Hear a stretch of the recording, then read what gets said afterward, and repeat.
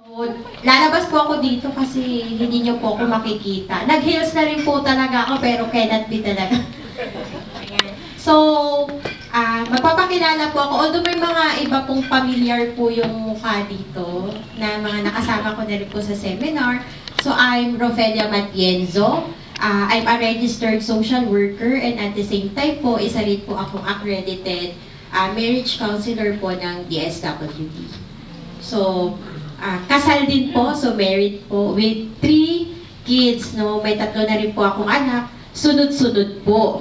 So, ang elder ko po ang eldest ko is 4 years old, may 3, and may 1. So, for parang 6 years, nag-antay kaming magkaroon ng baby. Then, nung nabigyan kami, nagsunod-sunod. So, imagine, nung nagka-counseling kami, nagtotalk ako about yung age gap ng, di ba? Tapos ako, me, myself, nagsunod-sunod. So, minsan, ini-skip ko yung part na yon. Oo. Pero ang good thing po kasi, before kami kinasal, nag-ipon muna kami mag-asawa, tapos nag-travel kami. Yung mga gusto namin gawin, nagawa namin. Kaya nung nagkaroon po kami ng mga anak, hindi na kami yung kagaya ng iba naming kaibigan na, ay dapat nagbabar ako, dapat nagta-travel tayo, dapat may pera tayo. So somehow, may plano pala si Lord kung bakit 6 years muna niya kaming binigyan ng panahon mag-ipon, i-fulfill yung mga gusto namin. So, may letter na dumating sa amin inviting me to attend the master class. At sabi ko, ang dami naman namin sa LGU, bakit ako? Tapos may tuition fee pa. Ganon. So, ayaw i-shoulder yung yung tuition fee. So, kasi hindi kaya ng budget, ng local, ganyan.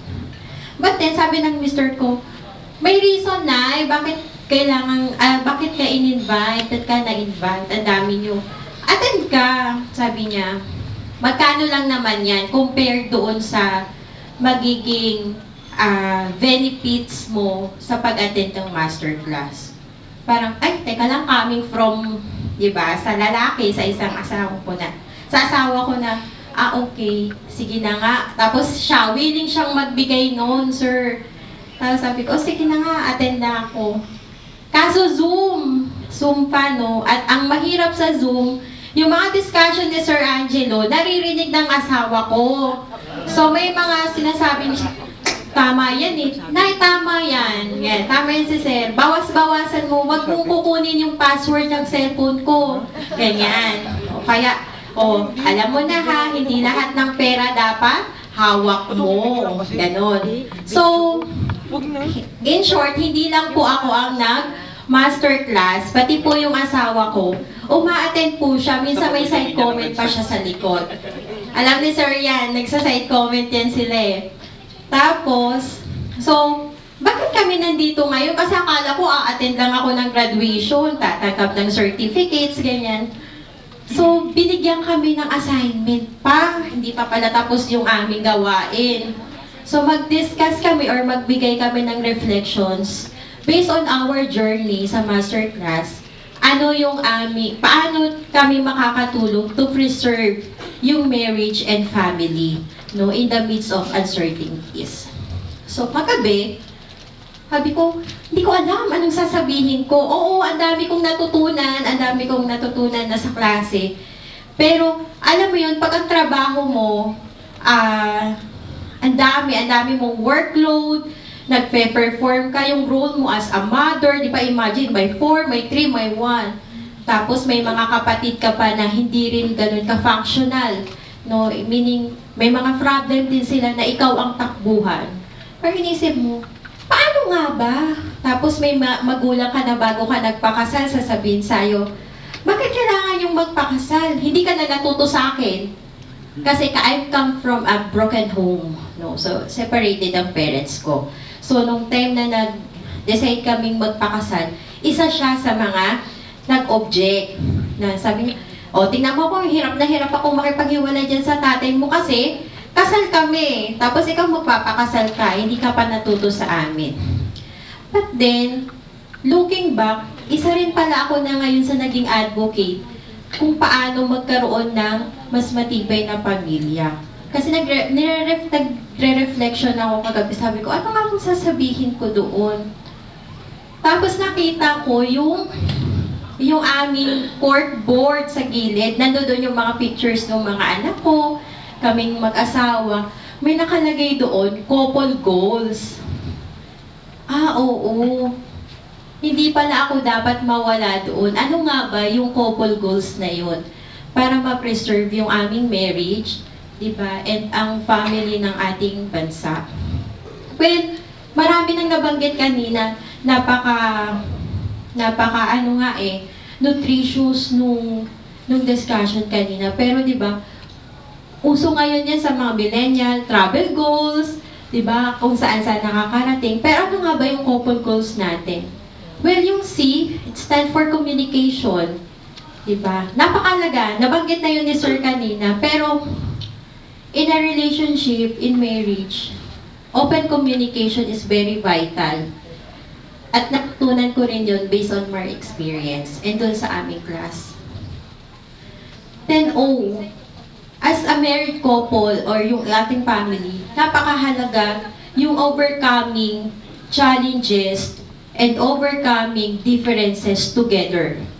Hindi pwedeng ang mag-overcome lang ng challenge yung nanay o yung asawang lalaki or yung mag-work out ng problema, yung isa lang. So, dapat pareho kayo. Or kung may mga anak kayo, isama ang mga anak. Kasi kahapon, nagtatanong ako sa mga kaibigan ko, kayo, paano nga ba ma-preserve yung marriage and Filipino family? So, may kinausap akong hiwalay sa asawa, may nakausap akong anak na successful yung marriage ng kanilang nanay at tatay. Pero isa yun sa mga lumalabas na dapat tayo mismo, we know how to overcome yung ating challenges and differences. Kasi sa ayaw at sa gusto natin, yung nag-asawang yung dalawang yan, magkaiba naman talaga sila eh. Diba? Hindi natin pwedeng ipagpilitan na dapat as one kayo. Pero kasi magkaibang individual sila na nag-unite kasi gusto talaga nilang maikasal. So, we have communication, we have overcoming differences and challenges. Ano yung letter U? Meron ba kayo? Tingin ninyo. Kasi kagabi ko lang talaga siya iniisip. Ano nga ba? Kasi nakita ko talaga yung court word namin. So, isa sa nilagay ko, unwavering commitment. So, di ba, pagkasal ka na, hindi pwede yung naalala ko yung sinabi ng nanay ko noon. Ayan na, kinasal ka, pero huwag kayong give up. So, ano man, no, yung, ano tawag dito, yung laging sinasabi na kapag kinasal ka na, in sickness, in health, di ba? Ganyan. Till death do us part. Huwag lang maghampasan hanggang mamatay. Kasi nabanggit yun kanina ni Bishop. So, huwag kang bibitaw, huwag kayong bibitaw. So, kung ano yung kinumit ninyo sa God, kay God, sa ating state, no, at sa isa't isa, ituloy ninyo yan. Try to work it out hanggang mahanap ninyo yung solusyon para at the end of the day, magstay kayo together. Together with your children, lalo na kung may mga anak. Then yung ating P, privacy. Personally, natutunan ko to. Kasi dati, no, isip ko, anong isusulat ko? Mayat may nag-check ng messenger, lalo na yung nauso yung messenger, check lahat ng may message sa kanya. And my husband po is a bartender. So, imagine, sa bar siya naka-assign, tapos doon siya nag-duty. So, ang pasok ko 8 to 5, minsan nag-extend, pag social worker, alam po yan. Tapos, darating ako, nakaalis na siya. Paggising ko sa umaga, yun yung dating niya, so matutulog siya. So, hindi kami masyado halos nag-uusap. Tapos, i-check ko pa yung phone niya. So, parang may mga moment na naiirita siya. Bakit? Maya't maya, kailangan i-check mo. Eh wala naman. Kumbaga parang ikaw din yung napapayan na, ay wala naman pala akong dapat imbestigahan, ganyan. So, napaka-importante ng privacy for couples, for married couples, kasi hindi lahat dapat open book. So, isa din ito sa mga reason kung bakit mas mapagtitibay mo yung trust and independence din ng bawat isa. Then, dami ko natutunan, sir. Oh, reflection ko yun. Then, learning. So, hindi pwedeng ang mag-grow lang yung husband. Hindi pwedeng ang mag-grow lang yung wife. So, dapat sabay kayo. Sabay kayo. Hindi mo dapat hahayaan na ikaw lang yung successful. So, kasi yung success ng bawat isa, mararamdaman yon hanggang sa inyong mga anak at mararamdaman din yun ng mga magiging apo ninyo. So, ako napakasarap tingnan na yung asawa ko is nagsasucess siya doon sa career path na gusto niya. And siya din, napaka-supportive niya na, sige na, aral ka. Kasi para yan para sa growth mo yan.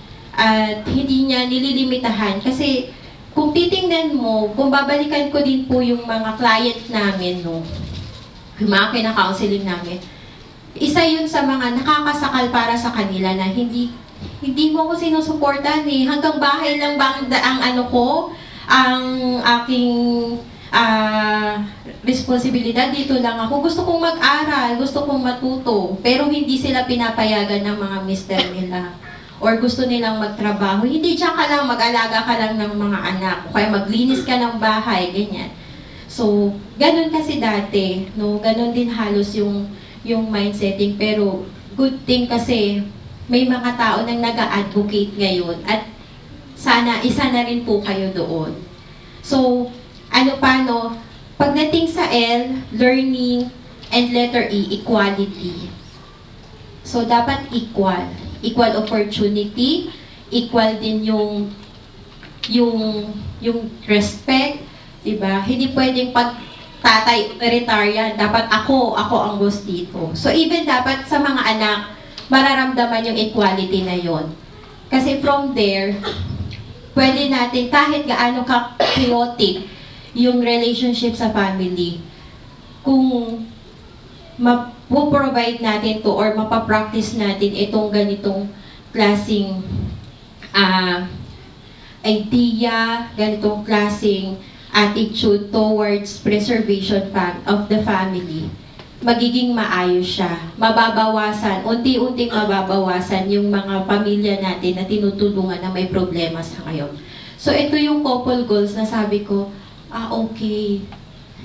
Hindi lang pala siya basta couple goals na yan. Kasi syempre yung marriage, hindi lang, it doesn't na talk about yung ganda, gaano kabongga yung kasal, no, yung enjoyment, but it's a commitment, it's a long life journey. So, eto po sir, and ma'am, no, eto yung aking natutunan doon sa masterclass. And I hope na na everybody mag-reflect po bawat isa. Gaano ka-healthy yung ating marriage and family life today. So, hindi naman nakakahiyang sabihin na, ay, hindi ako 10. Kung yun yung rate mo, 10 is the highest. Napakahalaga na malaman natin na, nasa below 5 na pala yung health, yung marriage ko and family relationship, no?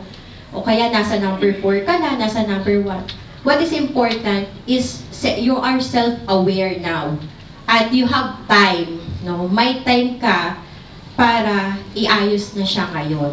At umpisahan siya, hindi lang sa asawa mo, lalo na kung may mga anak kayo. Ang dami talagang may problem ngayon, especially yung relationship na rin nila towards sa kanilang mga anak. So, thank you po. Thank you for this opportunity and maraming salamat po. Next summit, kukunin ka namin speaker, ha?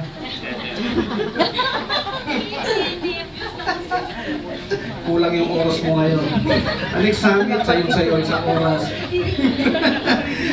So, This certificate is also presented to Ms. Ofelia Ponce de Algar Machenzo for completing the Masterclass in Marriage and Family Relationships Advanced Course Training Program from November 5, 2022 to March 18, 2023. Given this 30th day of September, here during the Marriage and Family Laws Philippine Summit 2023.